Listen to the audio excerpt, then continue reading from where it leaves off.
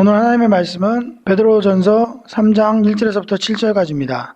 다 같이 찾은 줄 알고 읽도록 하겠습니다. 아내된 자들아 이와 같이 자기 남편에게 순복하라. 이는 혹 도를 순종치 않는 자라도 말로 말미암지 않고 그 아내의 행위로 말미암아 구원을 얻게 하려 함이니 너희의 두려워하며 정결한 행위를 봄이라. 너희 단장은 머리를 꾸미고 금을 차고 아름다운 옷을 입은 외모로 하지 말고 오직 마음에 숨은 사람을 온유하고 안전한 심령에 썩지 아니할 것으로 하라. 이는 하나님 앞에 값진 것이니라.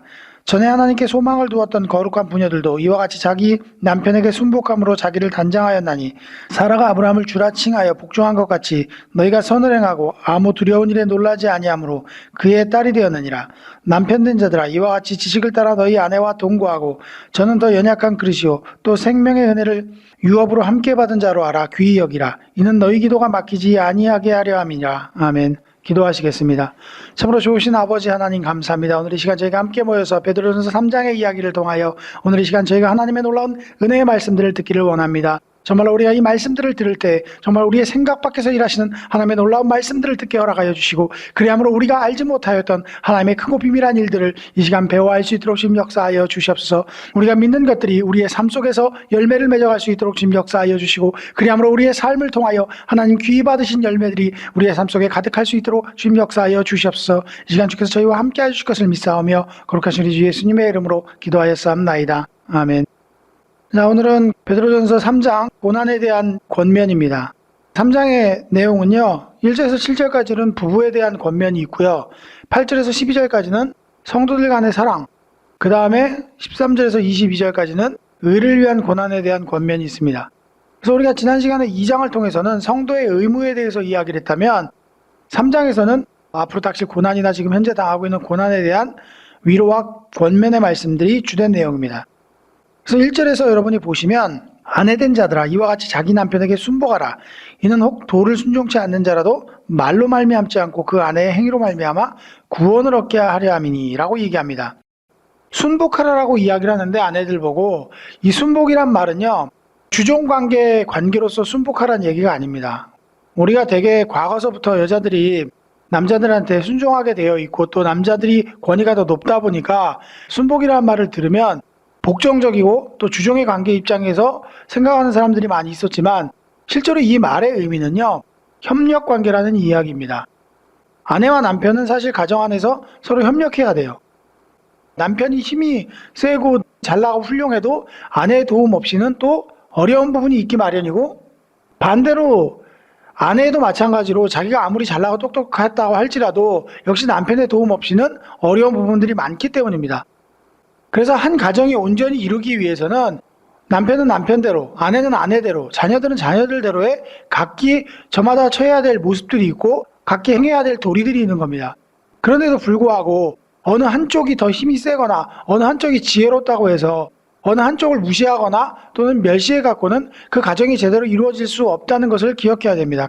그렇기 때문에 여기서 순복하라는 얘기는 협력하라는 의미지 무조건 남자들한테 비위를 맞추고 무조건 남자들한테 복종하라는 이야기는 아닙니다. 지금 이 시대만 하더라도 벌써 2000년 전의 이야기이기 때문에 사실 여성들의 권위가 많지 않습니다. 오늘날보다 훨씬 더 덜하겠죠. 그런데 이러한 상황 속에서 남편이 믿기보다는 여자들이 믿는 경우가 훨씬 많았어요. 오늘날도 마찬가지지만 기독교는요 성비를 봐도 남자들이 훨씬 더 잘 안 믿습니다. 직장생활이나 사회생활 때문에 신앙생활을 하기가 어려운 환경도 있고 또 여러 가지 이유들 때문에 여자들보다 남자들이 훨씬 더 신앙생활을 하기가 어렵습니다. 그러다 보니까 오늘날은 성비가 한 8대2가 된다 그러죠. 여자가 8이고 남자가 20%밖에 안 된다고 얘기를 합니다. 그렇기 때문에 오늘날이나 그 시대나 똑같이 안 믿는 남편들이 훨씬 더 많은 거예요. 그러니 믿는 아내들이 안 믿는 남편들을 믿게 하려면 여러 가지 방법들을 동원을 해야 되겠죠. 자, 그 여러 가지 방법들 중에서 제일 하수가 말로 하는 거예요. 말로 복음을 전하는 거예요. 왜냐하면 가까이 오래 지내다 보면 서로 간의 존경심이나 이러한 부분보다는 친근함이 더 많기 때문에 무슨 이야기를 해도 남에게 듣는 것처럼 그 얘기를 존중해서 듣지 않습니다. 그래서 가족 전도가 가장 어려운 이유가 그거예요. 아내든 남편이든 전도하려고 하면 하나님의 말씀으로 듣는 게 아니고 아내의 말로 듣거나 남편의 말로 치부해버리기 때문에 하나님의 말씀이 들어가기가 어렵습니다. 그래서 그것을 익히 알고 있기 때문에 베드로 사도는 말로써 남편을 전도할 것이 아니라 네가 선한 행실을 하게 된다면 남편이 그 선한 행실을 통해서 믿음을 접하게 될 것이고 그걸 통해서 믿음을 가질 수 있는 계기가 될 것이 아니냐고 이야기를 하고 있는 겁니다. 그래서 말을 아무리 잘한다 할지라도 행동이 그에 뒷받침되지 않는다면 결국은 그것은 속이는 것과 같습니다. 그래서 베드로가 이야기한 것처럼 정말로 기존의 사회적인 제도나 풍습 안에서 말로만 믿음을 나타낼 것이 아니라 믿음의 행위들을 통해서 세상에 본이 될 만한 착한 행실로 믿음이 들어가게 하라는 거예요. 이것은 단순히 남편에게만 해당되는 것이 아니고 남자든 여자든 또는 누구의 아내이든 남편이든 우리가 믿는 자라면 당연히 믿지 않는 자들을 위해서 행해야 될 일들인 거예요. 사실 믿지 않는 사람들이 우리의 행위를 통해서 예수님을 바라보게 되고 하나님을 바라보게 되는 것이지 믿지 않는 사람들이 사실 하나님을 직접 볼 수는 없습니다. 그래서 여러분의 행동이나 여러분의 삶의 모습들을 바라볼 때 그것을 통해서 믿음 생활을 하게 된다는 거예요. 그렇기 때문에 행위로 말미암아 구원을 얻을 수 있는 가능성도 있다는 겁니다. 그 이야기는 열심히나 노력으로 자기의 구원받는다는 얘기가 아니고요. 여러분의 선한 행실을 통해서 하나님을 발견하게 되므로 믿음 생활을 할 수 있다는 얘기인 거죠. 자, 2절에 보면 너희를 두려워하며 정결한 행위를 봄이라. 구원받을 수 있는 이유가 바로 너희 행위 때문이라고 얘기를 하죠. 3절에 보면 너희 단장은 머리를 꾸미고 금으로 차고 아름다운 옷을 입는 외모로 하지 말고. 자, 여자가 몸을 꾸미는 것은 남자보다 훨씬 더 시중된 일입니다. 남자가 몸을 꾸미는 것보다는 여자들이 훨씬 더 몸을 잘 꾸미죠. 화장도 하고 이쁜 옷도 입고. 그런데 지금 베드로 사도는 이렇게 여자의 단장이 머리를 꾸미는 것이나 금으로 치장하는 것이 아니라 또는 아름다운 옷을 입는 것이 아니라 온유하고 안정한 심령으로 썩지 아니할 것으로 하라고 얘기를 합니다. 어떻게 해야 온유하고 안정하고 심령에 썩지 아니할 것으로 하는 걸까요? 1절에서 얘기했던 대로 바로 선한 행실에 있는 겁니다. 외모는 언젠가는 그 아름다움이 퇴색할 수밖에 없고 늙으면 젊었을 때 아름다움을 간직할 수 없습니다. 그렇기 때문에 육체의 아름다움으로 아무리 아름답게 보이려고 할지라도 시간이 흐르면 그 아름다움은 색을 바래게 돼 있어요. 그리고 남자나 여자나 좋은 사람은요, 인격적인 훌륭한 게 그 사람의 매력으로 오랫동안 자리를 잡는 것이지 아무리 얼굴이 이쁘고 아무리 얼굴이 잘생겼다 할지라도 직접 같이 살 때에는 성격에 문제가 있으면 정말 피곤한 일이에요. 아무리 이쁘다 할지라도. 여러분 생각하기엔 젊었을 때는 다 이쁜 여자가 좋다고 그러고 잘생긴 남자가 좋다고 할 거예요. 결혼하고 난 유부남의 입장은 또 틀릴 거예요. 못생겨도 돈만 있으면 된다고 하는 사람도 있겠지만 실제로는 오래 함께 살기 위해서는 부부가 서로 말이 통하고 대화가 되는 사람이어야 되는 거예요. 잘생긴 거야 시간이 나면 늙게 돼 있고 추해질 수밖에 없기 때문에 실제적으로는 나하고 말이 통하고 대화가 되고 마음씨가 통해야지. 남편이 아라 그러는데 아내는 어라 그러고 반대로 가버리면 그 가정은 오래 갈 수 없습니다. 아무리 가정사에서 남편이 아내를 위해서 계속 희생한다 그래도 한쪽에서만 계속 희생을 하고 한쪽에서만 받아먹기만 하면 나중에는 결국은 그게 폭발해버려요. 시간이 흘러가면. 어느 한쪽만 그렇게 희생을 하다 보면 결국 나중에는 폭발합니다. 그러면서 치유할 수 없을 정도의 상처를 남기게 돼요. 그게 왜 그렇습니까? 실제적으로 외모를 떠나서 서로 간에 마음이 안 맞기 때문에 그런 거예요. 말이 안 통하고. 그렇기 때문에 선한 행실이나 아름다운 행실은 곧 아름다운 마음을 가지고 있는 거겠죠. 그러한 마음을 가진 사람들이 오히려 외모를 치장하는 자들보다 아름답다라고 베드로 사도가 이야기를 하고 있는 겁니다. 5절에 보면 전에 하나님께 소망을 두었던 거룩한 부녀들도 이와 같이 자기 남편들에게 순복함으로 자기를 단장하였나니. 자, 전에라고 얘기를 하고 있는데 구체적으로 이게 어느 때냐면 아브라함 때 이야기를 하는 거죠. 6절에 보면 사라가 아브라함을 주라 칭하여 복종한 것 같이 너희가 선을 행하고 아무 두려운 일에도 놀라지 아니함으로 그의 딸이 되었느니라. 자, 여기서 이야기하는 사라가 아브라함을 주라 칭했다는 말은요, 창세기 18장 12절에 기록된 내용입니다. 거기 보면 당시 사라만 그렇게 한 것이 아니고 그 당시에는요, 남편을 주라 칭하는 경우가 흔했습니다. 그럼에도 베드로 사도가 당시의 풍습이 그러할지라도 사라가 아브라함에게 주라 칭한 것은 순종의 표시임을 강조하고 있는 겁니다. 또한 선을 행하는 모든 믿음의 부녀들은 그의 행위를 본받아 두려운 일에도 놀라지 아니하므로 딸이 된다는 말은요, 믿지 않는 남편이 믿음의 부녀들을 회방하고 난폭하게 취급한다 할지라도 안 믿는 가정에 있다 보면 때로는 가정폭력에 시달리기도 하죠. 과거에는 그런 일들이 훨씬 더 많았습니다. 우리나라도 과거 몇십 년 전만 하더라도 아내들이 그냥 남편한테 두들겨 맞으면 경찰이 와도 가정사니까 그러고 내비두고 가요. 오늘날에는 많이 좋아지긴 했지만 가정사 일들은 이런 식으로 처리가 되기 때문에 당시 2000년 전이면 또 어떻게 했겠어요. 믿지 않는 자의 남편으로 인한 폭력과 핍박은 굉장히 심했다는 거죠. 두렵겠죠. 남편의 폭력이나 이런 것들이. 그럼에도 불구하고 그 남편들이 난폭하고 또한 믿음에 대해서 회방을 한다 할지라도 두려워 말고 용기를 가지라는 거예요. 왜냐하면 이 이야기는 너희들이 그렇게 참고 인내함으로 인해서 아브라함이 딸이 된다라고 이야기를 하고 있는 게 아니고 이미 너희들은 믿음을 가졌고 너희들은 하나님의 자녀이며 아브라함의 후손이지 않느냐. 그러니까 그럴지라도 용기를 가져라.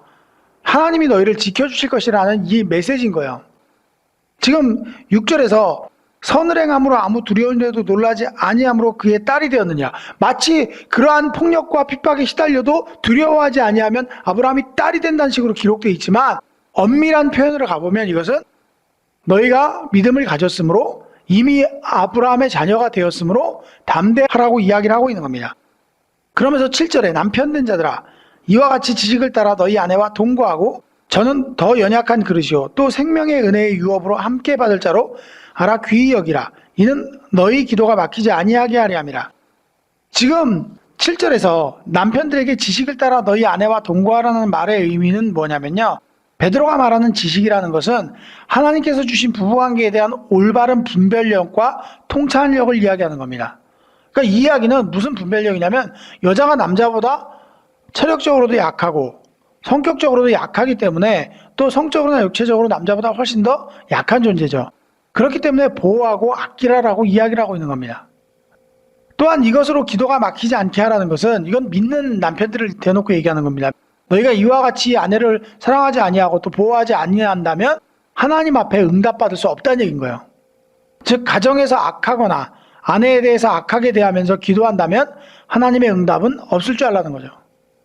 가정은 실로 하나님이 주신 복된 기업입니다. 그래서 가정을 잘 꾸리는 자라야 성경에서 보면 감독이 되거나 집사가 되거나 늘 가정을 잘 다스리는 자의 조건이 나옵니다. 가정을 잘 다스릴 수 있어야 하나님의 교회도 잘 다스릴 수 있을 거라고 얘기를 하는 겁니다. 왜냐하면 그 가정은 교회의 가장 기본이 되는, 물론 더 세밀하게 나누면 개인이겠지만 개인이 뭉쳐진 게 바로 가장 작은 단위가 가정이잖아요. 그 가정에서 올바른 신앙 안에서 올바른 화목한 가정이 되지 못한다면 교회에 와서 다른 형제와 자매들 사이에서 어떻게 화목하겠냐는 거예요.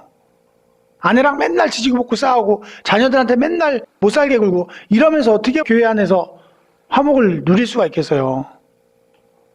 믿는 자라서 본도 안 되죠. 그렇기 때문에 지금 베드로 사도는 남편들에게 너희가 이와 같이 아내 사랑하기를 게을리하면서 또는 폭력을 행하거나 아내를 학대하면서 하나님 앞에 기도한다고 한들 그게 무슨 하나님 앞에 응답을 받겠느냐라고 이야기를 하는 것이죠.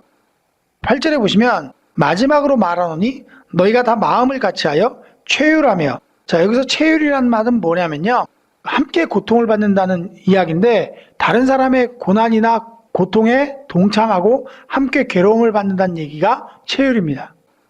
남의 고난에 동참하는 것.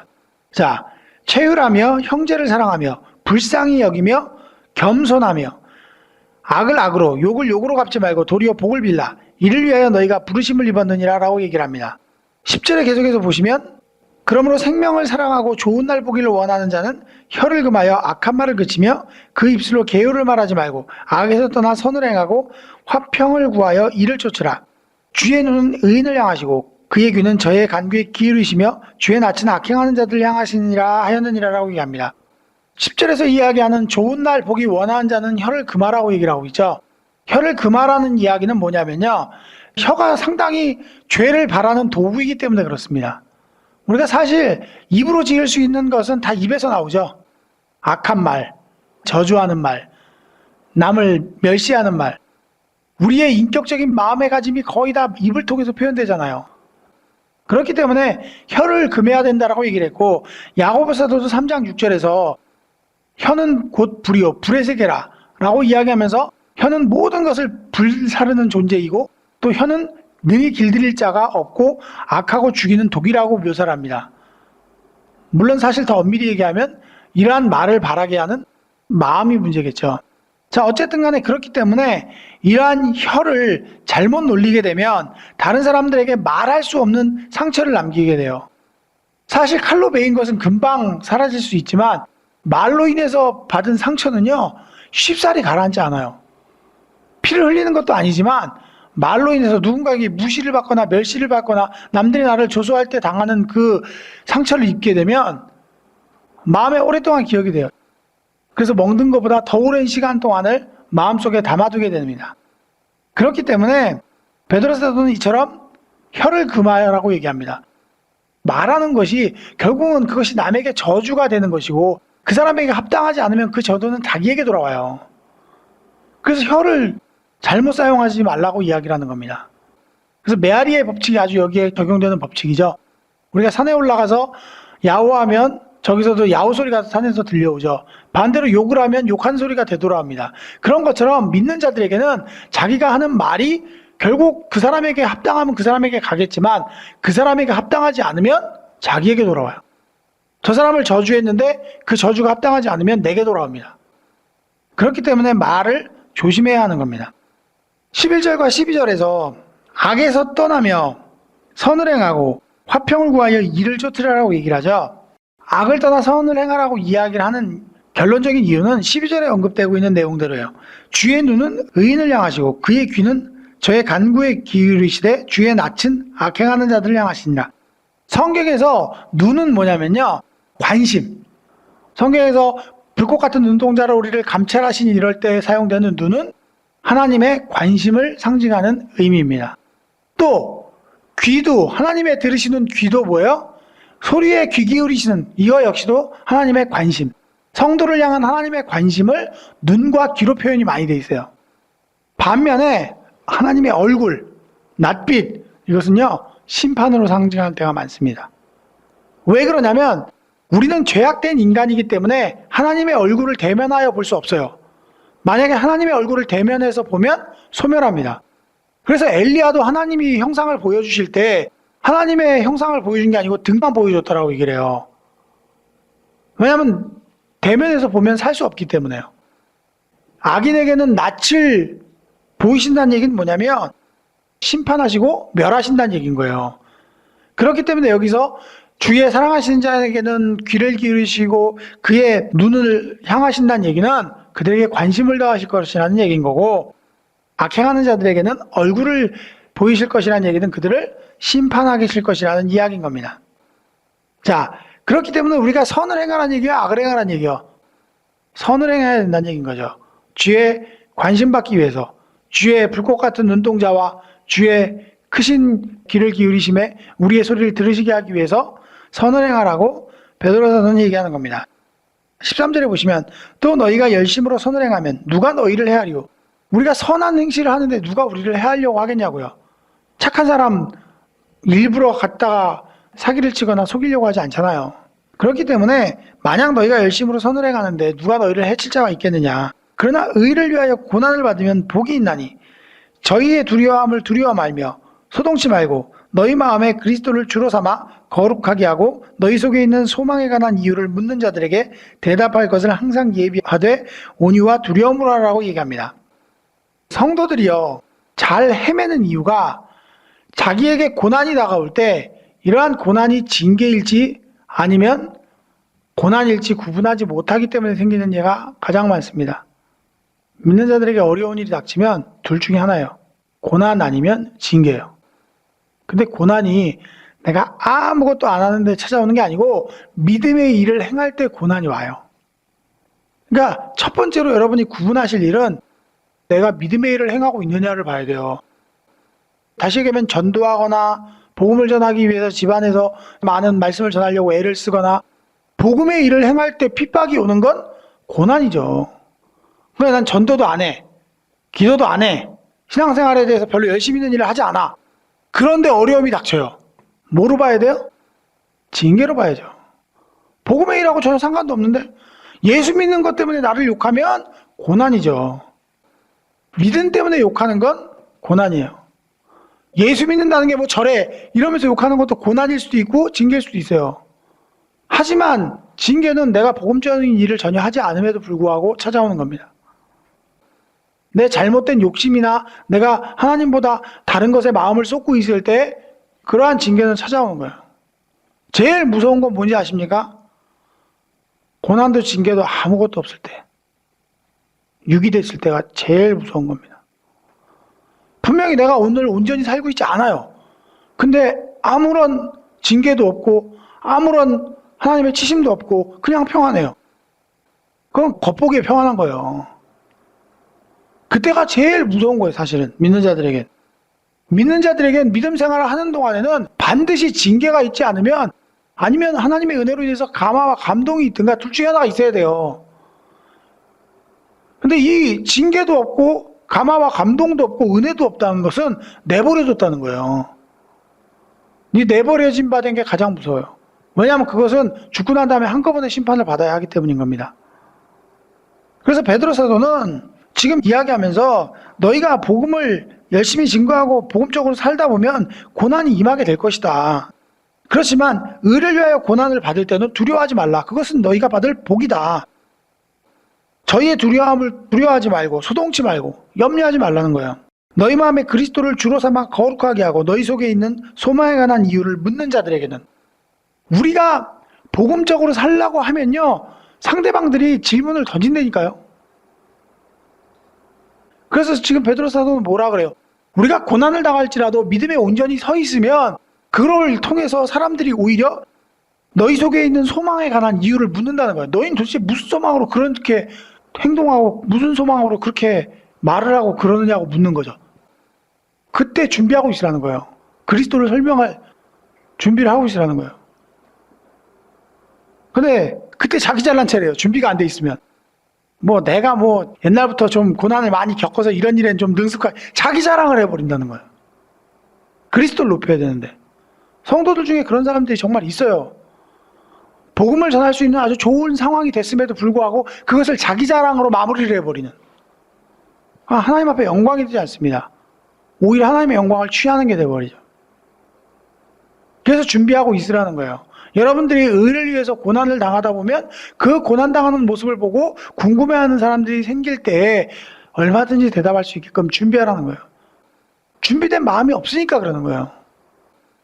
16절에 보면 선한 양심을 가지라. 이는 그리스도 안에 있는 너희의 선행을 욕하는 자들로 그 비방하는 일에 부끄러움을 당하게 하려 함이라. 이 말이 무슨 얘기입니까? 자, 이 말은요, 우리가 선을 행하다 보면 비방하는 사람들이 생겨요. 예수를 믿는다고 하고 믿음 생활을 하다 보면. 근데 만약에 우리의 행위가 온전하고 흠잡을 게 없으면 오히려 그 비방하는 사람들이 부끄러움을 당하게 돼요. 지는 저만도 못하면서 비난한다고. 그렇기 때문에 우리가 우리의 행위에 온전할 것을 요구하고 있는 거예요. 믿음 생활을 한다고 하면서 세상 사람들만도 못한 행위나 마음가짐이나 태도를 가지고 있다면 오히려 세상 사람들한테 그 비난이나 조소를 당할 수밖에 없어요. 근데 세상 사람들이 보기에도 흠이 없다면, 문제가 없다면 오히려 그것을 통해서 우리를 비난하는 자들이 더 부끄럽게 되겠죠. 그렇기 때문에 지금 선을 행함으로 비방받는 일에 대해서 이야기를 하고 있는 겁니다. 하지만 우리가 온전한 모습을 보인다면 그 비방은 그쳐지게 될 거라고 16절에서 이야기를 하는 겁니다. 17절에 보면 선을 행함으로 고난을 받는 것이 하나님의 뜻일진데 악을 행함으로 고난받는 것보다 나으니라. 여기도 분명하게 얘기하죠. 고난 자체는 모양이 똑같아요. 근데 그게 악 때문에 주어지는 고난인지 선을 행함으로 주어지는 고난인지는 다르다는 거예요. 여러분들, 여러분 배불리기 위해서 고난을 당할 수도 있어요. 근데 그것은 하나님의 뜻이 아니라는 거죠. 선을 행하기 위해서 그러한 고난이 우리에게 주어져야만 그것이 하나님의 뜻이라고 이야기를 하는 겁니다. 사실 하나님은요, 우리가 선을 행하는 자들의 고난을 통해서 하나님의 섭리를 드러내기를 원해요. 선지자들이 핍박당하고 어려움 당하면서 그의 믿음이 드러나기를 바라셨고, 결국 선한 자들의 선행은 하나님의 영광을 드러내고 그 선행으로 인해서 고난받는다고 할지라도 결국 하나님께서는 그들을 축복해 주심으로 인해서 하나님의 의와 영광을 드러내기를 원하십니다. 그것이 곧 하나님의 뜻이라는 거예요. 즉 잠깐 고난과 고통을 당할지라도 결국은 그들에게 하나님의 축복이 임하게 될 것이고, 그것을 통해서 하나님의 의를 드러내고 하나님의 살아계심을 나타낼 수 있다는 거예요. 그러니까 낙심하지 말고 선을 행하라고 이야기를 하고 있는 겁니다. 18절에 보면 그리스도께서 한 번 죄를 위하여 죽으사 의인으로서 불의한 자를 대신하셨으니 이는 우리를 하나님 앞에 인도하여 하심이라. 육체로는 죽임을 당하시고 영으로는 살리심을 받으셨으니 저가 또한 영으로 옥에 있는 영들에게 전파하시느니라. 자, 예수님께서도 십자가에 달려 돌아가심으로 말미암아 이 땅에 불의한 자들에게 구원의 은혜를 베푸셨어요. 육체로 당한 고난과 육체로 말미암아 죽이심을 당했지만 결국 그의 영은 살아나셨어요. 부활하셨고, 그리고 그것을 통해서 저가 영으로 옥에 있는 영들에게 전파했다라고 얘기를 하죠. 여기서 옥이 무엇인지를 우리가 이해를 바르게 해야 됩니다. 여기서 가리키는 옥은요, 세상을 가리키는 겁니다. 19절과 20절에 언급된 영들에게 전파했다는 것은 노아의 홍수 때를 가리킵니다.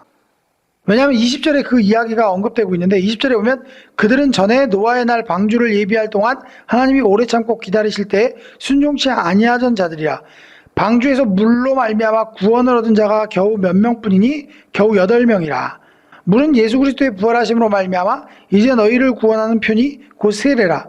육체의 더러운 것을 제하여 버림이 아니요 오직 선한 양심이 하나님을 향하여 찾아가는 것이라.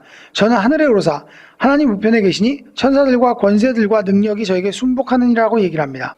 즉 노아 홍수 때 영으로 옥에 있는 자들에게 전파했다라고 얘기는 옥에 있는 게 무슨 의미인지를 알아야 돼요. 옥이 뭐냐면요, 우리도 보면 범죄한 자들을 감옥에 가두기 전에 먼저 가두는 데가 있죠. 사건이 접수되면 제일 먼저 어디로 가면 유치장을 갑니다. 유치장에 갔다가 죄가 있다라고 판별이 되면 구치소로 넘어가요. 구치소에서 그 죄를 재판을 확실히 받은 다음에 감옥으로 가든지 합니다. 구치소에 있는 것도 결국은 재판을 받기 위해서 갇혀 있는 거란 말이에요. 옥이라고 표현한 것은 바로 그런 의미에서 옥을 표현하고 있는 거예요. 옥에 있는 자들은 결국 심판받기 위해서 대기하고 있는 자들, 완전히 지금 재판을 받은 자들이 아니라 재판받기 위해서 대기한 자들. 사실 노아가 120년 동안이나 복음을 전파했을 거예요. 방주를 짓는 일을 통해서. 이제 곧 세상에 심판이 오고 물로 인해서 심판이 임할 것이라는 메시지를 전한 것과 같아요. 120년간이나 그들은 옥에 갇혀 있었다는 거죠. 즉 심판받기 전에 이 세상을 옥이라고 표현한 거예요. 왜? 옥이 바로 심판받기 전에 대기소이기 때문인 겁니다.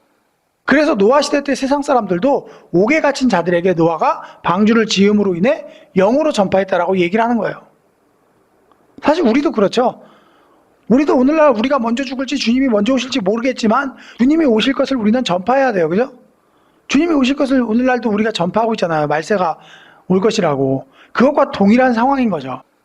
자, 결국 이 옥에 갇힌 자들이란 구원받지 못했던 노아 시대 때 많은 영혼들을 가리키고 있는 겁니다. 노아 시대 때 하나님께서 성령을 통해서 구원을 전파하셨지만 노아의 식구 외에는 구원받는 자가 없었던 사실을 상기시키면서 의를 행하는 자가 외롭고 힘들지라도 심판 아래 오히려 견고해질 것이므로 고난을 두려워하지 말고 용기를 내라고 이야기를 하고 있는 겁니다. 오늘날도 우리가 노아 시대와 똑같다는 거예요. 여러분 나가서 복음을 전하려고 그러면 사실 여러분 무시받고 멸시받습니다. 요즘 믿는 사람들에 대해서 평판이 그리 좋지 않아요. 세상 사람들이 보는 눈이. 물론 교회 다니는 사람들이 그만큼 잘못된 믿음을 전파했기 때문에 그렇겠죠. 행실이나 이런 것들이 세상 사람들 보기에 합당하지 않기 때문에 그렇기도 하겠죠.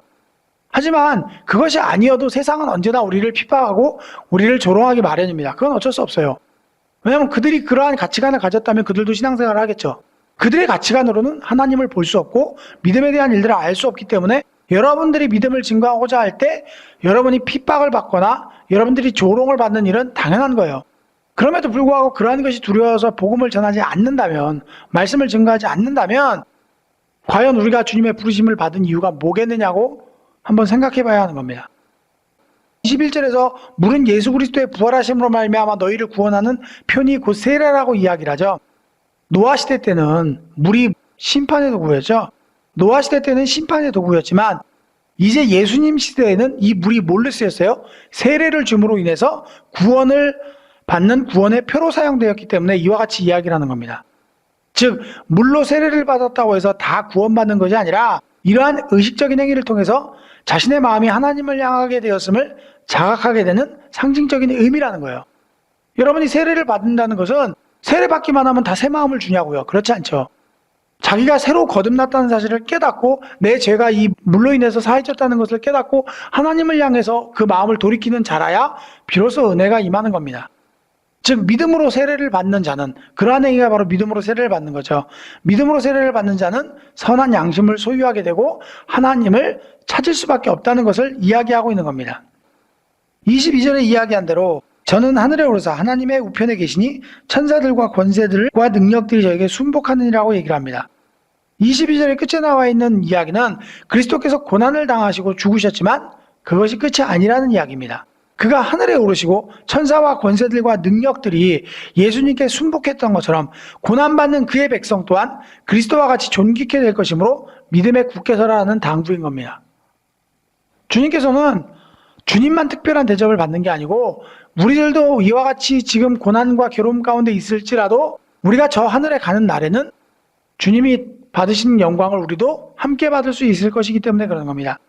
그래서 복음을 전하거나 말씀을 증거하는데 때로는 고난을 당하기도 하고 때로는 사람들한테 멸시나 사람들의 비웃음을 당하기도 하지만 그것들 때문에 우리가 복음을 전하지 못해서는 안 된다는 이야기입니다. 사실 우리는 오늘날 초대교회보다 얼마나 편합니까? 예수 믿는다고 끌어다 감옥에 가두지도 않고 예수 믿는다고 복음을 증거했다고 해서 사자고에 집어넣지도 않잖아요. 그런데 오히려 그때보다 더 열심은 없어요. 아마 한 명 전도하는데 100만 원씩 준다 그러면 교회 인원들이 넘쳐날 거예요. 근데 아무것도 안 생긴다라고 생각하니까 안 하는 거예요. 한 달에 1,000만 원 버는 것보다 한 영혼 주 앞에 인도하는 게 훨씬 더 남는 장사인데 1,000만 원은 우리가 한 달에 한 번씩 받는다고 해도 쓰면 사라지고 없어지고 죽으면 가져갈 수도 없지만 한 영혼을 구하는 일은 하늘의 별과 같이 빛나며 하나님 앞에 기뻐하심을 받는 것임에도 불구하고 실제로 여러분 마음속에 그걸 그렇게 생각하지 않는다는 거죠. 얼마나 우리가 이만큼 간사하냐고요. 자기 이익을 위해서 믿음 생활을 해서는 안 됩니다. 내가 형통케 된다니까, 내가 잘 먹고 잘 산다니까, 내가 건강하게 된다니까 이런 얕은 믿음으로 신앙생활을 해서는 안 돼요. 물론 그러한 것들이 우리에게 부수적으로 주어지는 것일 수도 있겠지만 그것이 신앙의 목적이 되어서는 결코 안 됩니다. 여러분의 신앙의 목적은 그러한 것들이 아니라 하나님의 영광을 나타내고 하나님의 받은 은혜를 여러분들이 조금이라도 돌려드리기 위한 신앙이 돼야 돼요. 얼마나 값져요. 우리를 위해서 피를 흘리시고 죽으신 예수님의 보혈이 얼마나 값진 것입니까? 그것을 갚는다는 생각으로 신앙생활을 해야지 잘 먹고 잘 살기 위해서 신앙생활을 한다 그러면 그것은 아무것도 아닙니다. 여러분들이 왜 주님 앞에 부르심을 받았고 왜 여러분이 오늘 하나님의 부르심 가운데서 은혜를 받았는지를 생각해 보시고 정말 이것을 통해서 여러분의 남아있는 삶들을 어떻게 보낼 것인가, 또 여러분들이 지금 지나는 시간들을 또한 어떻게 보낼 것인가를 생각해 보십시오. 그리하므로 주님의 앞에 서는 그날에 조금도 부끄럽지 아니한 주님의 자녀요 백성으로 하나님 앞에 발견되시기를 주님의 이름으로 부탁을 드립니다. 기도하시겠습니다. 참으로 좋으신 아버지 하나님 감사합니다. 오늘 이 시간 이 귀한 은혜의 말씀을 저희들 심령 가운데 채워주시고 이 말씀을 통하여서 정말 우리가 이전에 알지 못한 하나님의 놀라운 섭리들을 알게 하심을 감사합니다. 아버지 하나님, 정말 우리가 우리의 인생을 살아갈 때 이 기간들을 통하여서 또한 이 기회들을 통하여서 정말로 우리가 주의 의를 증거하며 주님의 복음을 세상에 전파할 수 있도록 주님 역사하여 주시옵소서. 그리함으로 죽어가는 심령들이 하나님 앞에 돌이켜지며 정말로 그들이 하나님을 알고 믿음 안에 들어올 수 있는 귀한 은혜의 체험들을 저희들을 통하여서 사용하여 주시고 이루어 주시기를 간절히 원합니다. 이 시간 주께서 함께하여 주심을 감사드리오며 거룩하신 주 예수님의 이름으로 기도하였사옵나이다. 아멘. 구독, 좋아요, 알림 설정 해주세요. Subscribe, like, set notifications.